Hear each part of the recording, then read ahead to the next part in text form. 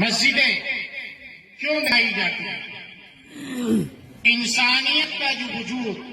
بلکہ مخلوق کی خلقت کائن کی پیدائش کا جو مقصد ہے وہ صرف اور صرف عبادت ہے۔ اللہ نے فرمایا وَمَا خَلَقْتُ الْجِنَّ وَالْإِنسَ إِلَّا لِيَعْبُدُونِ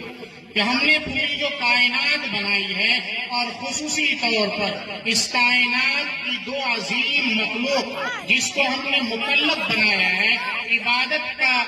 بوجھ اور بار ان کے اوپر ڈالا ہے، جنات اور انسان، اس کی تخلیق ہم نے صرف اور صرف اپنی عبادت کے لیے کی ہے۔ ظاہر بات ہے کہ عبادت کے لیے کوئی نہ کوئی گھر چاہیے، کوئی نہ کوئی مکان چاہیے، کوئی نہ کوئی جگہ چاہیے جہاں تمام دنیا کے تمام جھمیلوں سے پاک صاف ہو کر کے آدمی آئے اور ایک خالص اللہ کے سامنے سرب سجود ہو کر کے اس سے عاجزی و انکساری کے ساتھ تواضع کے ساتھ